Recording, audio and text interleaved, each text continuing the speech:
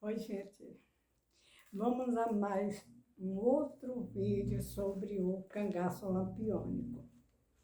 E hoje eu vou falar em especial sobre a minha convicção de que o Virgulino era uma pessoa que tinha uma personalidade psicopática, né? E que, no meu entendimento, eu jamais acredito ou acreditaria, ou alguém há de me convencer que o Virgulino saiu para um outro estado, né? Depois que ele saiu ali de Sergipe, entre Bahia e Sergipe, para ir morar e constituir uma, uma família junto com a suposta Maria Bonita. Eu digo suposta porque ela nunca soube que foi Maria Bonita, era a Maria Oliveira, a companheira, ou a Amásia do Virgulino, entre aspas também, que eles tinham uma vida de fugitivos, né? E viviam saindo de um lugar para o outro, uma vida complicada, mas psicopata não leva isso em conta. O que ele leva em conta são os desejos que ele tem a saciar. Então, para ele, tanto faz que as pessoas sintam-se tristes, felizes ou felizes, isso não importa para um psicopata. O que importa é ele saciar os seus próprios desejos, que são desejos mais de carnais. Ele não tem, assim, empatia, ele não é de se preocupar com ninguém, quanto mais com a Maria. A Maria Bonita ou Maria Ideia pouco importava para o Virgulino, certo? Mas o Virgulino, com certeza, ele jamais seria uma pessoa com aquela personalidade, né, para mudar-se para um outro estado, para reconstruir ou esconder-se de seus inimigos, porque o psicopata, ele é uma pessoa que quer, conforme eu já falei, ele quer satisfazer o ego, o desejo dele. E ele faz isso a qualquer custo, ainda que seja matando, roubando, violando as leis.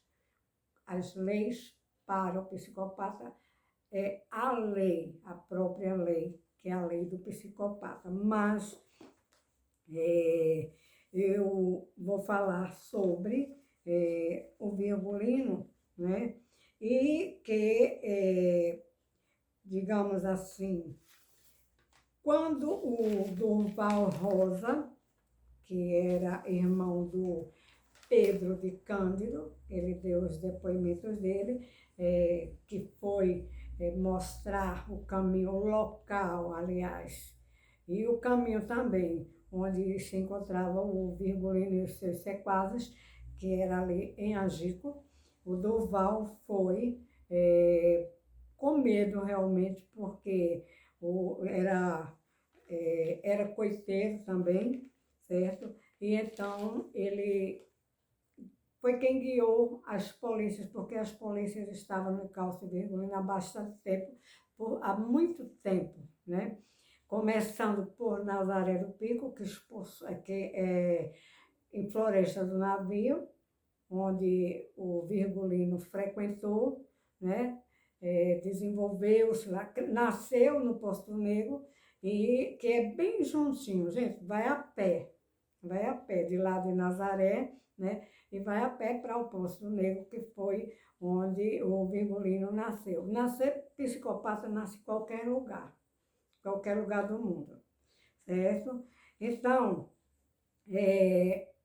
em relação a Angico, vejamos, segundo Durval, deixou as volantes lá, do tenente Bezerra, João Bezerra, e queria fugir e não deixaram, né?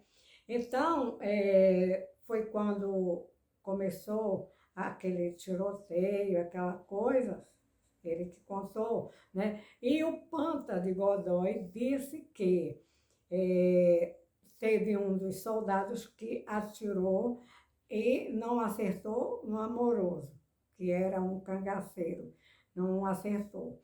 E que ele, o Panta, atirou na Maria, suposta Maria Bonita, né? O Maria Oliveira atirou e ela ainda levantou-se, muito complicado, um tiro nas costas, mas ela levantou-se e ele terminou de matar e cortaram a cabeça dela e ele segue ali, descendo ali as caraibeiras, descendo as pedras, que ali é o Angico, o local é uma cabeceira de drenagem de rio, e ele desceu e encontrou mais na frente uma pessoa, se debatendo em cima das pedras, de uma pedra, aliás, de uma pedra, não é das pedras, de uma pedra, né?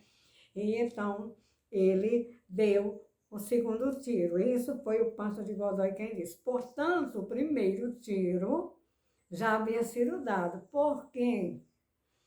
Essa que é a questão. Quem deu o primeiro tiro no Virgulino foi alguém que estava muito juntinho dele, né? O meu entendimento é que quem estava juntinho dele não era a Maria, que a Maria foi buscar água. O Amoroso também foi buscar água. A Maria foi buscar água e foi baleada e gritou, Luiz Pedro, né? Que o Luiz Pedro passou correndo por junto dela, né? Aí ela gritou, Luiz Pedro, mataram o Lampião. Mais ou menos isso que ele falou, né? Então, quem era que estava junto com o Virgulino? Luiz Pedro, né? Então, Luiz Pedro, no meu entendimento, deu o primeiro tiro na cabeça do Virgulino, na parte fronto-parietal, né? E o Panta de Godoy deu o segundo tiro na cabeça. Corta e deixa lá o Virgulino, depois juntam os cadáveres, que eram em 12, né? Um era de um soldado, não cortaram a cabeça, levaram o soldado para enterrar, certo? E os outros, os cangaceiros, cortaram a cabeça e botaram nas latas, lá ou no saco, ou dentro de uma barcaça daquela, né? E levaram para expor, mostrar ao povo, né? A grande, né?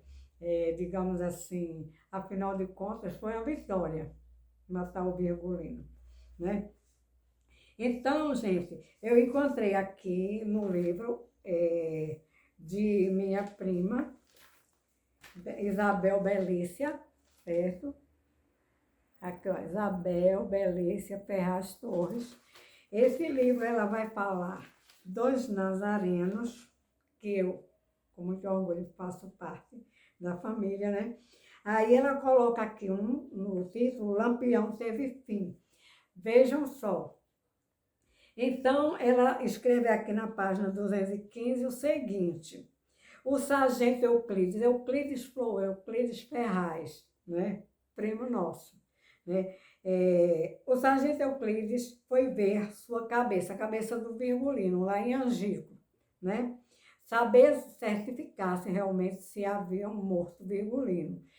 Quando ele regressou, o sargento Euclides, quando regressou da viagem, aí conversa com o meu tio, Isaías Ferraz Nogueira, que foi volante também e depois tabelião público no município de Altinho, né? E ele diz o seguinte: a cabeça era, o meu tio perguntou para Euclides, a cabeça era realmente do Lampião, né? Aí ele afirmou sim. Eu acredito que essa morte foi por meio, né? Aí ele colocou aqui alguns detalhes de envenenamento, pois no local estavam os corpos, tinha alguns urubus mortos e outros sem poder voar. Isso foi Euclides quem falou, né? Em relação ao veneno, né? Bom, mas, né? O meu entendimento é que quem estava junto com o Virgulino era o Luiz Pedro, e foi o Luiz Pedro que deu o primeiro tiro. Agora, vamos para o outro lado da questão, né? O nobre professor Frederico Pernambucano de Melo, tá aqui, ó. No seu livro Apagando o Lampião, ele deu 3 versões para a morte do Virgulino. 3 versões, 3 pessoas. Cada um disse que matou o Virgulino, né? E também ele, que falou no programa do Jô Soares, que se interessou em estudar o Virgulino, mais aquela forma dele vestir, se usar aqueles penduricalhos, aquelas coisas, né? Porque já haviam falado muita coisa e ele se interessou mais por isso. Então, ele vai descrever a forma, como é que o Virgulino se vestia, as roupas, o ritual do Virgulino para colocar todas aquelas vestimentas, para colocar, embornar, colocar as cartucheiras, tudo, né? Em parte, ele tem razão, porque os psicopatas, eles têm uma personalidade narcisista, são muito cautelosos, são pessoas também que são muito... eles têm, assim, ritual. Era um ritual colocar aquilo. Por quê? Porque o ritual, porque era da personalidade psicopática do Virgulino. Era um complexo, né? E o Virgulino, ele tinha as suas aptidões também e seus gostos feminis, né? Por isso que ele andava com a Maria, porque a Maria era, para ele, era uma maneira dele justificar a sua feminilidade, porque ele agora podia vestir-se conforme ele queria, que ele queria vestir até roupa de mulher, tanto que ele usava um bustier, né? Já falei sobre o bustier, que ele colocava, né, aquela cinta na altura do peito, né? Aquela faixa tem um significado. Para o homem, ele está usando um sutiã. Ele tem peitos, ele tem seios de mulher, né? Que era o desejo de Virgulino, né? Ele era psicopata, ele era também homossexual, né? E a Maria facilitou bastante, porque em tudo que ele tinha uma mulher, ele permitiu uma mulher entrar, acompanhar no cangaço, então isso fortifica o Virgulino, o lado que ele queria mostrar, que era o lado invertido, né? Ou ele queria esconder o lado invertido, né?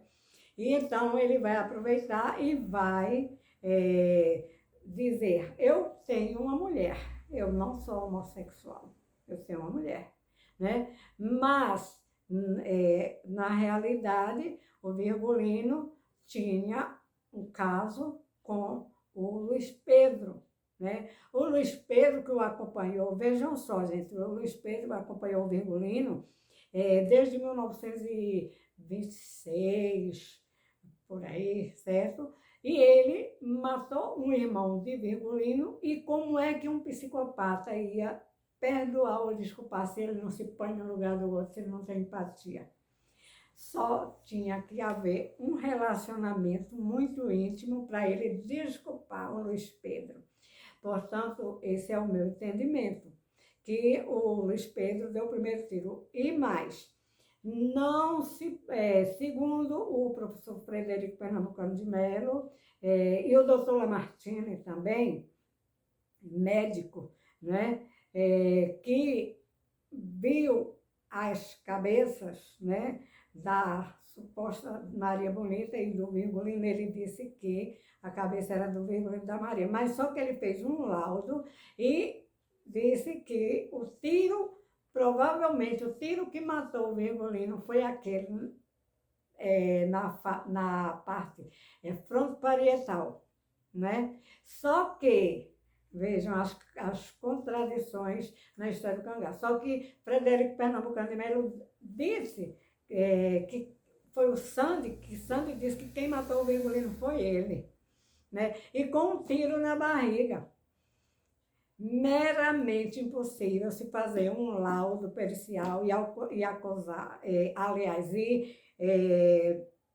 indicar causa-mortes de qualquer indivíduo, qualquer pessoa, que foi a bala da cabeça ou da barriga que matou.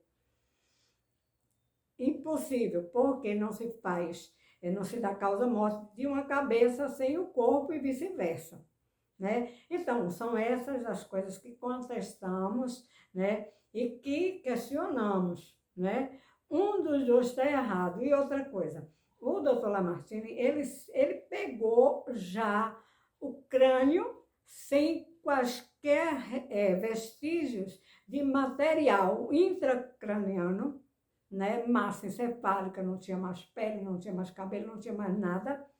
E ele disse que o tiro mas ele disse provavelmente foi aquele tiro. O Sandy, por sua vez, o Sandy não, o Panta de Godoy, disse que terminou de matar, né? E o doutor Frederico Pernambucano de Melo veio dar uma outra versão, que foi o Sandy, que matou com um tiro na barriga. Poderia ter matado, sim, o tiro na barriga, se o Virgulino estivesse esvaindo de sangue e perdesse a quantidade de sangue, né? E aí ele poderia ter morrido, sim, com aquela bala na barriga, o que eu acho impossível, mas poderia ter sido. Agora, a coisa que eu quero falar agora, mais importante neste meu vídeo, atentai, é que o doutor Frederico Pernambucano de Melo disse no programa de Jô Soares que as roupas do Virgulino estão no museu. A roupa que ele usou naquele dia, o cinto, a cartucheira, né? E como é que se diz? E a arma branca que ele trazia na cintura, que era quase uma espada, porque era grande, era um punhal, certo? Quase impossível que esses objetos sejam os originais. Vou explicar por quê. Prestem atenção. Por quê? Porque se tiraram as roupas do Virgulino e levaram lá para o museu, então o Virgulino tinha ficado nu, não é? Tinha ficado nu. Então, aquelas fotos do Melquides da Rocha, que foi lá, aquele jornalista, e foi tirar as fotos para colocar no jornal, né? Na revista, né? Que saiu até em outros países, a morte do Virgulino, né? Então, ele tirou as fotos, né? Daqueles corpos onde já estavam todos cheios de areia, aquela coisa, o pessoal tapando o nariz, que já estavam inchados e podres, né? Digamos assim, ficando deformados, né? Como que quem tirou as roupas do Virgulino? E havia 2 cadáveres que apontaram para ser do Virgulino. Um que tinha uma perna dobrada e o outro que estava com as pernas esticadas, né? Então, a pergunta é, se levaram as roupas do Virgulino, né? Levaram a espada, não, o punhal todo de ouro, encravado, de pedras preciosas, né? Então, o Virgulino tinha que estar nu, né? Nas fotos, ou depois encontrar o Virgulino nu. Aqueles cadáveres não poderiam estar vestidos. Aí é que vem a dúvida. O Virgulino foi morto naquele local, ali onde tinha aqueles 11 corpos, 12 com o do soldado? Claro que não.